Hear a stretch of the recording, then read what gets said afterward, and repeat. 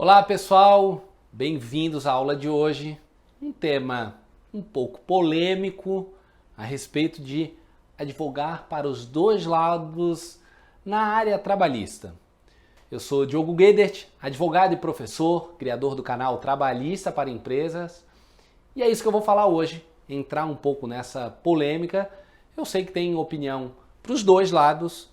Quem entende que é possível sim fazer uma advocacia trabalhista atendendo reclamantes e também a parte reclamada. E a pergunta então, o cerne da nossa discussão de hoje é se é possível advogar para reclamantes e para reclamadas no processo trabalhista. Já para evitar qualquer tipo de suspense, ficar prolongando a agonia de vocês a respeito da minha opinião pessoal, eu já adianto que eu acho que não. Tá? Eu vou explicar aqui vantagens e desvantagens de se atender às duas partes, né? E por que eu acho que não é aconselhável, ou pelo menos que isso seja uma situação temporária no seu escritório, para que você de fato finque a sua bandeira de qual lado, tome posição, de qual lado você vai defender e vai se tornar um especialista na área trabalhista. Seja para atender a parte reclamante ou para atender a empresa reclamada. O objetivo da nossa aula tem essa polêmica, não quero entrar aqui numa bola tão dividida assim e nem ir para uma discussão mais acalorada a respeito desse tema, mas eu tenho os meus conceitos a respeito desse assunto e eu acho que eu quero trazer aqui algumas reflexões para você, até para pensar numa questão de posicionamento. Às vezes o advogado, especialmente mais no início de carreira, fica nessa dúvida: para onde eu vou direcionar a minha carreira profissional, como o meu escritório vai ser visto no mercado da advocacia ou no próprio judiciário, especialmente no judiciário trabalhista. Então, o objetivo da nossa conversa de hoje é tratar desse ponto, então, se é possível advogar para reclamantes e para reclamadas ao mesmo tempo. Vamos lá. Eu trago aqui as desvantagens de você ter uma atuação contínua na parte atendendo reclamantes e reclamadas. Primeiro é não ser visto como um especialista. Então, em linhas gerais, e voltando especialmente para as pessoas que estão mais no início de carreira, às vezes a pessoa acaba fazendo de tudo um pouco, né? Faz o cível, faz direito de família, faz consumidor, faz trabalhista, faz alguma coisa penal e acaba sendo um pouco um clínico geral no ramo do direito e acaba fazendo de tudo um pouco, o que é compreensível no início de carreira, até para que a pessoa se encontre dentro do ramo do direito que mais lhe traz até prazer, lhe traz um retorno financeiro mais adequado daquilo que está almejando nessa profissão da advocacia, mas é importante então direcionar. Em algum momento eu aconselho que você faça isso. Eu sempre tive uma defesa, inclusive para as pessoas que vêm trabalhar no meu escritório. Eu acho importante que o advogado também não fique assim: eu só sei direito do trabalho, não sei mais absolutamente nada de outros ramos. Eu nem acho que deve ser assim, mas você precisa direcionar o seu ramo do direito para se especializar e se tornar um especialista nessa área. Então eu atuo de fato na área trabalhista e empresarial, mas eu tenho sim boas noções, pelo menos assim eu considero, na parte de processo civil, que é muito aplicado no direito do trabalho, algumas noções de direito civil, de obrigações. Isso é importante que a gente saiba. Então, eu, por exemplo, talvez dependendo da complexidade de um contrato, por exemplo, eu preciso me socorrer de algum colega meu especialista num ponto, num detalhe, mas eu consigo sim analisar um contrato da minha casa própria, por exemplo, caso eu queira comprar um imóvel, aquelas noções assim, eu consigo ter, mesmo sendo um advogado especialista na área de direito do trabalho. Mas quando eu falo do especialista em si, de não ser visto como um especialista, é que até mesmo na área trabalhista, em algum momento você vai ser reconhecido como um especialista na advocacia patronal ou na advocacia pró-empregado. Você vai ser visto no mercado como um especialista nessa área. Então eu sou visto O meu escritório, o Diogo, é visto como um advogado patronal. É fato, porque eu atendo empresas. Diogo, você não atende nenhum tipo de reclamante? Atendo. Situações muito pontuais, especialmente de algum conhecido, algum favor que eu faço, mas isso é a exceção. Talvez eu conte nos dedos em todos os meus anos de advocacia trabalhista para quem eu tenha feito isso. Tem alguns colegas que eu converso a respeito desse tema que são terminantemente contra, nunca fizeram absolutamente nada em relação a uma ação trabalhista pró-reclamante, pró-empregado. Eu nem acho que deve ser nem o 8 nem o 80, mas um posicionamento, sair de cima do muro, eu acho que isso é importante sim. Então, eu sou visto no mercado, no meu mercado, como um advogado trabalhista empresarial. Eu atendo empresas.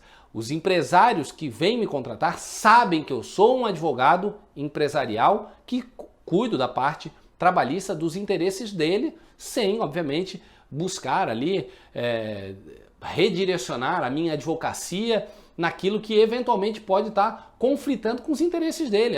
O Diogo então é um advogado de empresa, mas toda hora é o cara que está participando de uma negociação, por exemplo, no sindicato, na convenção coletiva, assessorando ali o sindicato laboral. Que história é essa? Será que esse é o advogado que eu quero ter comigo? Então, assim, é importante a gente colocar os pingos nos is, porque isso é uma desvantagem. Não ser visto como um especialista na área em que você vai atuar, e estamos tratando aqui na área trabalhista, já é uma desvantagem que você tem. Ainda que você seja, eu excluí a parte civil, eu excluí a parte tributária e criminal, eu sou um advogado trabalhista. Ainda assim, eu acho mais interessante, eu acho que é uma desvantagem quando você não se posiciona para quem você está de fato advogando, para reclamante ou para reclamado. Então, eu vou passar um pouco mais à frente, mas eu acho que isso precisa ser um momento transitório na sua carreira jurídica, em algum momento tomar essa posição para qual lado você vai adotar, seguir a sua carreira jurídica, para que seja visto de fato, para que isso seja uma vantagem no seu currículo profissional de que eu sou um advogado trabalhista, pró-empregado ou empresarial. Então eu vejo isso como uma desvantagem. Uma outra desvantagem, quando a gente não tem essa definição na advocacia trabalhista, advogando para reclamante e advogando para reclamada, é uma diversidade de peça e fluxos de trabalho, porque cada um depende de um atendimento diferente. A comunicação que você vai ter com um cliente empresarial é completamente diferente da comunicação que você vai ter com o seu cliente reclamante. Talvez a comunicação com o seu cliente empresarial, que eu explico muito isso também, que ela precisa ser mais objetiva, mais direta, valorizando o tempo do empresário.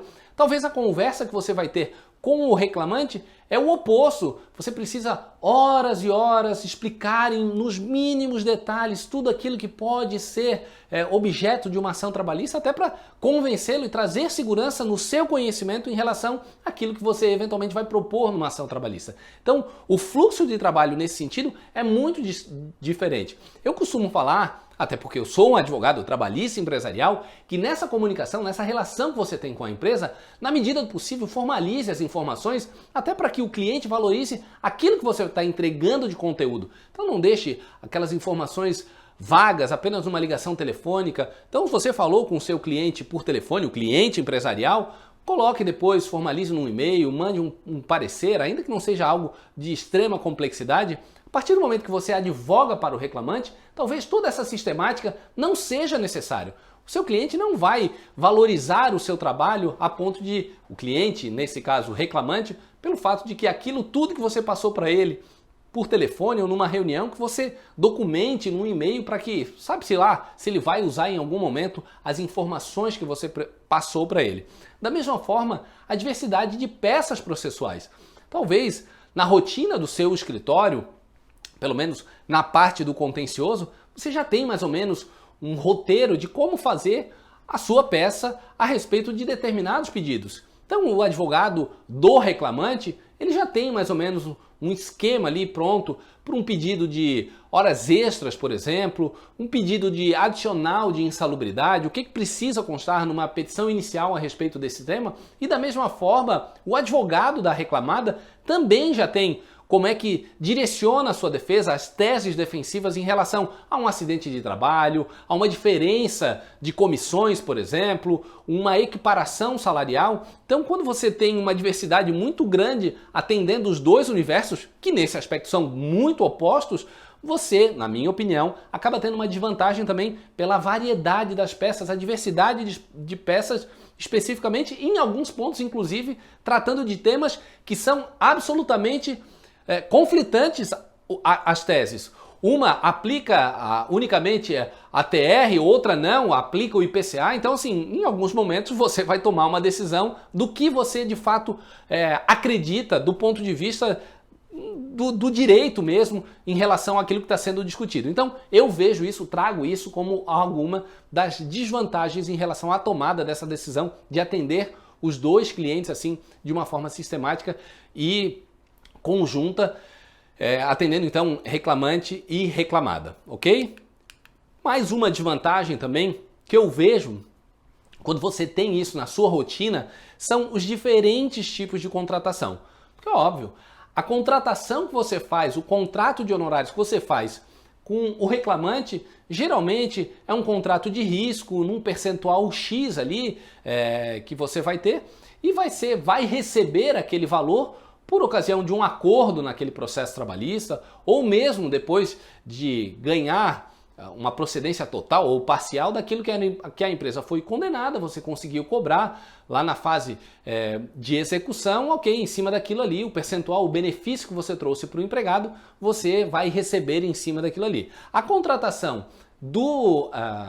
que você faz com a empresa reclamada é totalmente diferente. Se você está sendo contratado especificamente para aquela defesa em si, você não vai fazer um contrato de risco. Via de regra, você já vai cobrar para acompanhar a audiência, o processo em primeiro grau, vai cobrar um valor, depois no tribunal ou até os tribunais superiores, uma contratação diferenciada. Talvez você já faça uma contratação diferenciada do ponto de vista de fazer um acompanhamento mensal de consultoria para aquele cliente, para aquela empresa possivelmente reclamada e já incluindo nesse pacote também um número X de ações trabalhistas, o qual você vai defender. Enfim, a respeito até da contratação especificamente nesse modelo para reclamada, até várias pessoas têm me questionado até nas redes sociais, Diogo, alguma sugestão, como eu faço isso? Alguns alunos me pedem algumas dicas de como eu costumo fazer os meus contratos com os meus clientes. Isso é uma boa dica para a gente estar tratando isso numa outra aula, entrando mais em detalhes nessa forma de contratação. O fato é que, na minha opinião, isso é uma desvantagem, porque você acaba tendo fluxo diferentes, inclusive na receita do seu escritório, né? Então, pode ser que em algum momento eu tenho garantido um fixo aqui de uma consultoria e mais um plus que eu vou estar recebendo aqui por conta das ações trabalhistas que eu entrei em favor de alguns reclamantes, mas são contratações muito diferentes uma da outra que eu entendo como uma desvantagem quando você opta por fazer os dois ao mesmo tempo. E também, mais uma desvantagem, eventuais conflitos de interesses que podem existir por conta dessa situação. Então, talvez você foi em um determinado momento ali advogado da empresa reclamada e daqui a pouco no seu escritório aparece alguém ali querendo processar, entrar com uma ação trabalhista contra essa empresa que você ou já advogou, talvez 6 meses, 1 ano antes, ou até continua advogando. Então, em eventuais circunstâncias, pode até haver um conflito de interesse quando você está atendendo esses dois lados. Eu vejo isso como algumas desvantagens nessa opção de contratação simultânea de reclamante e reclamada. Mas, de fato, tem vantagens quando você está tratando isso como uma coisa só, atendendo os dois. Uma das vantagens de você advogar tanto para reclamante quanto para a empresa reclamada são que você tem múltiplas fontes de renda. Como eu falei, ainda que você tenha uma diversidade no modelo de contratação, a vantagem que você tem por conta disso é que você tem várias fontes de renda. Talvez aquele valor garantido ali de uma assessoria mensal que você esteja prestando para uma reclamada já seja o suficiente para arcar com os custos do seu escritório, inclusive lhe dando um retorno até financeiro para você ter uma vida confortável ainda naquilo que você se planejou, e também aquilo que você eventualmente vai conseguir por conta do resultado de ações trabalhistas em favor do reclamante, pode ser o extra que você esteja buscando no seu escritório, até para, em determinados aspectos, receber valores talvez muito maiores do que se receberia naquela parcela mensal que você está cobrando de consultoria. Então isso, de fato, é uma vantagem que você pode ver para o seu escritório quando você está tendo essa sistemática de talvez, em determinado aspecto, como a consultoria trabalhista ou a contratação da empresa reclamada permite que você já cobre isso praticamente no ato, ao contrário do que acontece com a contratação do reclamante, que via de regra, como eu falei, é um contrato de risco que você vai receber bem mais à frente, seja no acordo, seja no término da ação trabalhista, caso ela seja procedente. Então é uma vantagem ter múltiplas fontes de renda. Por um outro lado, também é uma vantagem você ter experiência de ambos os lados. Eu costumo ter alunos que estão fazendo essa mudança na carreira e falam para mim: Diogo, mas você não vê isso como um problema? Porque eu sempre advoguei para reclamante e agora, como é que vai ficar? Eu não vejo isso como uma desvantagem. Muito pelo contrário, você tendo a visão da outra parte, às vezes você consegue enxergar como pensa o advogado do reclamante naquilo que pode preparar para uma boa defesa.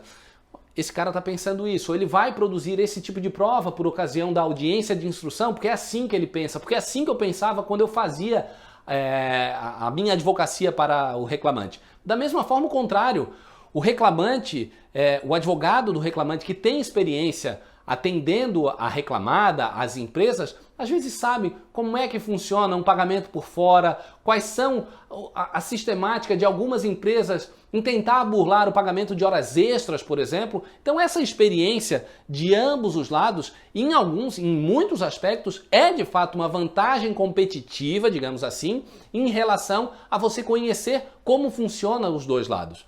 O fato que, ainda que seja uma vantagem, eu não considero ela ainda tão importante a ponto de fazer tudo ao mesmo tempo, porque você consegue ter experiência suficiente escolhendo um lado, no meu caso atendendo unicamente a reclamada, e saber, até pela experiência, pela vivência que a gente vai tendo na prática, estudando o direito do trabalho, de saber como se comporta também o outro lado. Mas eu devo reconhecer que isso é uma vantagem quando você está sabendo como funciona a dinâmica dos dois lados. Mas ainda assim, pesando as duas situações de vantagens e desvantagens, eu considero que não vale a pena. Eu acho que o advogado trabalhista precisa se posicionar. Eu encampo a bandeira do advogado trabalhista empresarial. Esse é o meu canal Trabalhista para Empresas, trata disso, e até por conta de uma dificuldade que eu sempre vi nessa nossa área. Tem muito mais material na internet, nas pesquisas, nos livros que você está estudando a respeito do direito do trabalho, sempre focado na ótica do reclamante, sempre no reclamante, os direitos do reclamante. E é importante que você também tenha conhecimento disso. Mas a minha advocacia é empresarial. O que a gente pode fazer de diferente para o nosso cliente empresarial, para que ele não sonegue direito trabalhista, para que ele seja um melhor empregador? Então esse é o meu desafio profissional, de tornar os meus clientes melhores empregadores. E para isso também eu acabei criando o nosso canal Trabalhista para Empresas por conta de uma dificuldade que a gente tem de achar, especialmente situações relacionadas à prática trabalhista direcionada a esse público, o trabalhista empresarial. Então, como vocês têm visto em tudo que eu tenho produzido de conteúdo, a minha bandeira é a advocacia trabalhista empresarial, mas ainda que você não seja advogado para reclamada e que esteja nos acompanhando, é importante que você saiba. Se você está satisfeito, a sua advocacia está sendo boa, lhe dá resultado, não só do ponto de vista financeiro, mas de satisfação profissional, continue nesse seu foco. Continue, inclusive, me acompanhando para saber como pensa o advogado trabalhista empresarial, que nós também não somos nenhum vilão nessa equação, muito pelo contrário, da mesma forma como você, advogado do reclamante, está tentando fazer justiça social de direitos sonegados do seu cliente, eu também tento fazer isso, equilibrando essa relação para que o empreendedor seja incentivado a produzir, para gerar empregos, sem sonegar direitos do seu cliente. Então, assim, disputa de lados, eu acho sim importante que a gente tome partido, e o meu caso, repetindo assim várias vezes, mas eu acho isso importante, tome essa decisão. Você é advogado trabalhista? Excelente, tamo junto. Agora, de que lado você está? E não do lado, eu não estou falando isso porque o lado que é trabalhista empresarial é o lado certo e o lado trabalhista do reclamante é o lado errado. Não, mas tome essa posição. Até porque assim, como o seu cliente vai lhe ver? Eu tenho absoluta certeza que se você começa a ter um nome na advocacia trabalhista empresarial, começa a ter alguns clientes em relação a atendimento de empresas, pode ter absoluta certeza, ele não vai ficar confortável ou vai ter total segurança em você, sabendo que daqui a pouco você pode estar trabalhando por uma tese que vai conflitar diretamente com aquilo que ele defende, como acha justo, por exemplo. Eu não acho que é correto fazer determinada situação relacionada a banco de horas. E daqui a pouco você está defendendo uma opinião totalmente diversa, que vai de encontro com aquilo que você defenderia em favor desse cliente empresarial. Então, assim, eu respeito as opiniões contrárias e, de fato, tem várias pessoas que defendem isso, da possibilidade de fazer isso concomitantemente. Eu não acho uma boa e defendo aqui, como estou fazendo nessa aula de hoje, o porquê e justifico o porquê que eu acho que você deve tomar uma posição de seguir um lado ou outro. Eu espero que você siga o meu lado, que é o que eu produzo tanto conteúdo no canal Trabalhista para Empresas. Mas voltando então aqui, cuidados importantes em relação a essa sistemática, né? A defesa de teses conflitantes. Vamos lá, gente. Em alguns aspectos, você precisa se posicionar a respeito de uma tese jurídica, de uma discussão jurídica, por exemplo. É possível cumular um pedido de adicional de insalubridade com periculosidade? Que eu entendo que não, até porque a lei é clara nesse sentido, mas tem vários advogados trabalhistas e juízes e jurisprudência nesse sentido que admitem a cumulatividade desses dois pedidos. Então, você vai começar a advogar para os dois lados. Em algum aspecto, você uma hora vai estar defendendo a possibilidade de cumular um pedido de adicional de insalubridade e periculosidade. Quando você for atender a empresa e se deparar com um pedido dessa natureza, você vai estar defendendo exatamente o oposto, que talvez numa petição protocolada um dia antes você falava da possibilidade de cumulação desses dois pedidos. A mesma coisa, honorários advocatícios na Justiça do Trabalho.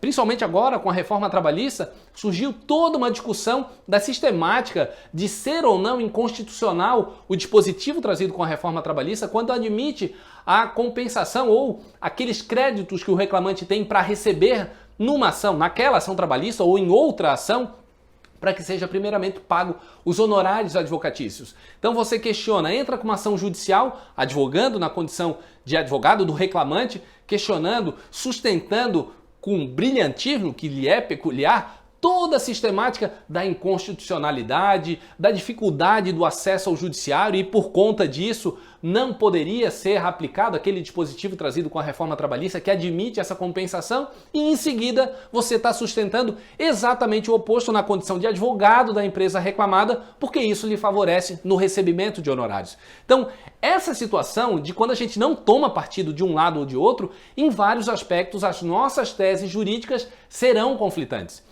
Imagine você numa comarca menor, ou talvez não tão pequena assim, mas que você seja reconhecido pelos juízes ali, com a sua rotina de advocacia diária ali, frequentemente presente nos fóruns trabalhistas. Então você está fazendo uma audiência num dia, na condição de advogado do reclamante, e está discutindo ali toda uma sistemática de validade ou não do banco de horas por acordo individual, ou uma jornada 12/36 feita por negociação individual, não precisa de participação em negociação coletiva. Essa é a sua tese levada à Justiça do Trabalho na defesa dos direitos do reclamante. E talvez no dia seguinte o mesmo juiz que fez ali o ato daquela audiência está tratando numa ação muito semelhante, ajuizada por um outro reclamante, com um outro advogado, mas você, na condição de advogado da empresa reclamada, está sustentando o oposto da validade de uma jornada 12/36 sem a necessidade de ser por negociação coletiva, a validade de um banco de horas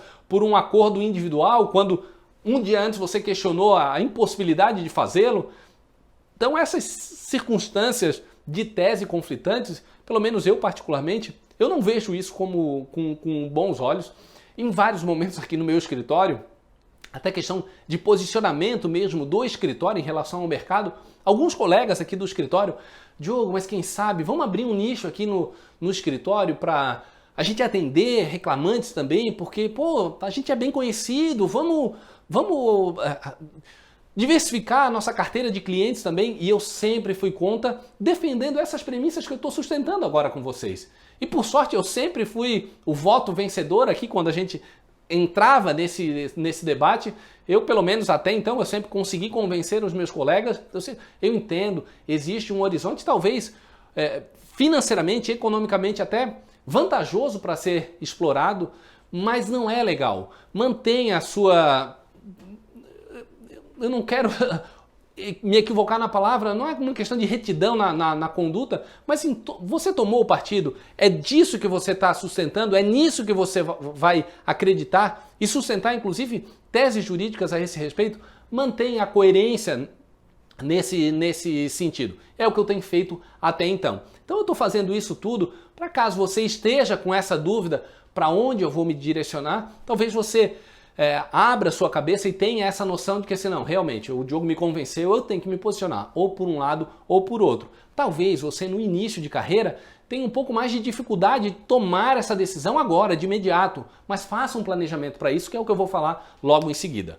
Então assim, como a gente já viu também anteriormente, casos de impedimento e conflitos de interesse. Quando você faz simultaneamente, essa advocacia conjunta para reclamante, para reclamada, em alguns aspectos pode acontecer de surgir impedimentos, conflitos de interesse. Então imagina, você está atendendo um cliente, uma empresa reclamada, e aparece no escritório alguém que sofreu um acidente de trabalho trabalhando naquela empresa que você recém terminou o vínculo, que você advogou há pouco tempo atrás. Talvez você tenha inclusive informações privilegiadas a respeito da rotina daquela empresa que talvez no conhecimento de um advogado do reclamante prejudicaria bastante, seria até desequilibrado em relação a ter esse conhecimento que foi confidenciado para você na condição de advogado da empresa reclamada, e você tem o dever legal de manter o sigilo profissional a respeito dessas informações.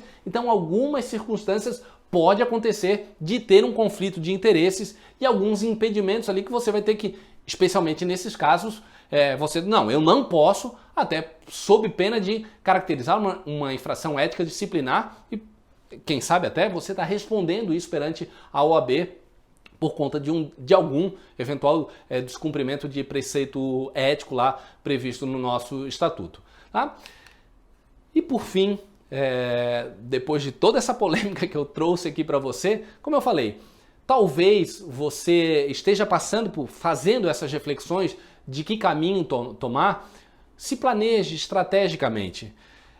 O atendimento de ambos os públicos tenha uma visão de que isso é apenas uma fase provisória do seu escritório. Talvez por uma questão de precisar se posicionar no mercado, de questão de você também buscar a sua satisfação profissional. Olha, aqui numa advocacia para a empresa eu me incomodo um monte, eu fico sem dormir, eu me envolvo com os problemas do meu cliente empresário, eles não me ouvem e eles continuam fazendo coisa errada, o meu senso de justiça é muito maior do que eu ver esses abusos sendo cometidos pelas empresas reclamadas. Eu me satisfaço profissionalmente, inclusive com o meu senso de justiça, advogando para reclamante. Tome esse partido, tome essa decisão e faça isso, advogue em favor do reclamante. Faça o contrário também. Se você ver mais satisfação profissional e também olhe também do ponto de vista econômico do que aquilo pode gerar de receita, a gente também trabalha para isso, buscando os nossos honorários ali no final do mês, mas se isso te dá satisfação atendendo a empresa, a parte reclamada, enfim, tome essa decisão. Como eu falei, talvez você não tenha condições, por estar muito recente, ainda não saber exatamente o que você quer do ponto de vista de posicionamento profissional, talvez seja muito cedo, mas faça um planejamento disso. Realmente, o Diogo me convenceu, eu vou fazer um planejamento para daqui a 6 meses ou daqui a 1 ano eu começar a ser visto e reconhecido no mercado de onde eu atuo como advogado trabalhista empresarial. É assim que eu quero me posicionar. Até porque a sua comunicação, talvez nas redes sociais, aquilo que você vai produzir de conteúdo, como você vai ser visto nos fóruns trabalhistas, vai lhe dar a identidade de um advogado de fato empresarial, advogado trabalhista empresarial. Então, ainda que você não tenha condições de tomar essa decisão agora, amanhã, de imediato, faça um planejamento estratégico para quando você vai de fato definir para qual rumo você vai tomar. Espero, sinceramente, que você esteja do lado de cá e continue acompanhando todo o conteúdo que eu tenho produzido no canal Trabalhista para a Empresa. Por fim, sem pretender mais uma vez criar verdades absolutas, a intenção não é essa, mas passar aquilo que eu entendo numa situação dessa. Como eu falei, eu sei que tem muita gente que defende o contrário, respeito essas opiniões, mas trazendo aqui tudo aquilo que eu vejo como desvantagem e como vantagem, porque de fato tem também as suas vantagens de atender de forma simultânea ambos os públicos. Equacionando nessa balança, eu considero que você precisa tomar uma posição e definir se você vai advogar para a empresa reclamada ou para o reclamante. Como dito, se você tomar a decisão de continuar atendendo para a empresa reclamada, muito material, muito conteúdo no nosso canal a gente vai estar disponibilizando para você a respeito desse assunto que, como eu falei, ainda é tem pouca informação nas redes, em doutrina, em livro, porque geralmente está direcionando mais para o outro lado. Vamos equilibrar um pouquinho mais essa balança. Se você quiser, continue nos acompanhando no canal Trabalhista para Empresas. É isso, pessoal. Um grande abraço e até uma próxima.